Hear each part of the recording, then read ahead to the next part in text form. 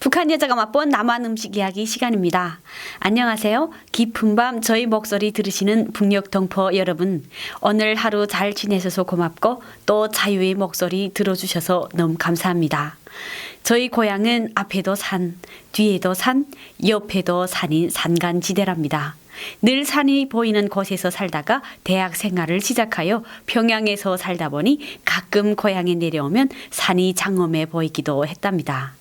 물론 고난의 행군 시기부터 산의 나무를 중국에 팔려고 베고 난방으로 베고 또 농사를 짓는다고 벌거숭이 산을 만들었지만 산은 역시 산이니까요.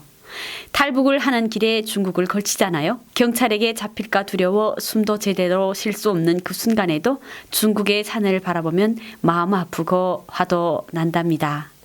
이유는 중국 산은 북한과는 너무 다른 울창한 수림이기 때문이지요. 이렇게 나무가 많으면서 그 10년 넘는 시간 북한의 산을 벌거숭이로 만들어 놓은 중국이 괜히 밉답니다.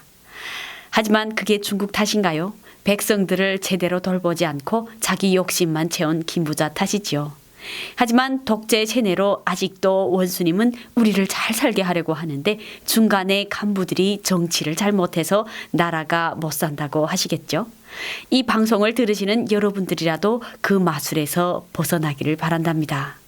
실제로 김정은만 결심을 하고 핵과 독재를 포기하고 남은 인생 한 가정의 아버지로 살겠다고 한다면 내일이라도 자유와 행복 그리고 배부름이 찾아온답니다. 여기에서 벌어지는 모든 일들을 여러분들께 바로바로 전달하고 싶지만 안타깝게도 저희들은 이 방법밖에 없답니다.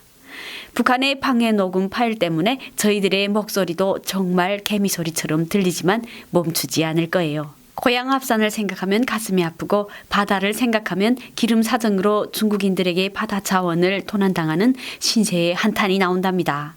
제가 북한에 살 때는요, 바다에서 나오는 물고기 또 미역까지도 사람 힘으로 되는 게 아니고 자연이 주는 선물인 줄 알았답니다. 바다 양식이라는 것을 잘 몰랐으니까요. 하지만 남한에 와서 보니 미역도 바다에서 사람들이 마음대로 키우고 전복도 해삼도 바다에서 양식으로 키우더라고요. 그리고 북한에서 잘 먹던 홍합도 바다 양식으로 매해 풍년이랍니다. 그런데 신기한 게요. 저는 바다에서 자라면 맛이 거의 같은 줄 알았는데 북한에서 먹던 그 맛이 아니었답니다. 홍합도 북한의 홍합은 고소하고 전복도 북한의 전복이 더 맛있고 해삼도 북한의 해삼이 더 맛있고 이유는 잘 모르지만 나만이 너무 흔하다 보니 맛이 없어 보인다고 나 혼자만의 생각을 했답니다. 그러던 어느 날 마트에서 장을 보던 저는 해산물 매대에서 자연산이라고 쓰고 팔고 있는 해산물을 보게 되었답니다. 바다에서 자라는데 자연산은 뭐고 양식은 뭐지? 같은 바다에서 자랄 뿐 사람이 키운다고 맛이 달라질까? 이렇게 생각하면서 가격을 보았는데요. 자연산이 엄청 비쌌답니다. 잘 먹고 살기 좋은 곳에서 매 풍년인 양식보다 거친 바람과 조수간만의 차이를 이기며 끈질기게 살아온 자연산이 얼마나 고단하고 진국이겠어요. 또한 양식장에서 그물로 건져 팔고 있는 전복이나 홍합보다는 배를 타고 힘들게 하나하나 잡아오는 백군들의 노력을 봐서라도 자연산이 가격이 높아야죠. 그런데 속상한 것은 비싼 것이 맛이 있다는 것입니다.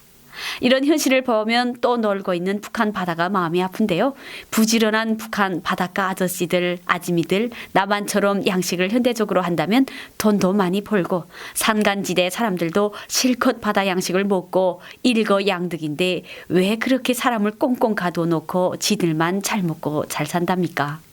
제가 누구를 욕하는지 다 아시죠? 답답해서 욕을 안 할 수가 없답니다. 마음속으로 북한의 바다 자원은 아직도 모든 게 자연산이라고 긍지는 가지고 있지만 한편으로는 자연산이면 뭐합니까? 이민들의 입에는 들어가지도 못하고 중국 관광객이나 간부들의 입에만 들어가니 말입니다. 북한 말에 그림의 떡이라는 말이 생각이 납니다. 북한의 산, 바다, 강, 지하 자원 풍경들은 김부자에게는 아무 때나 쓰고 가질 수 있는 김부자의 것이지만 인민들에게는 그림의 떡이라는 것을요. 지금까지 진행이 김지영이었습니다. 감사합니다.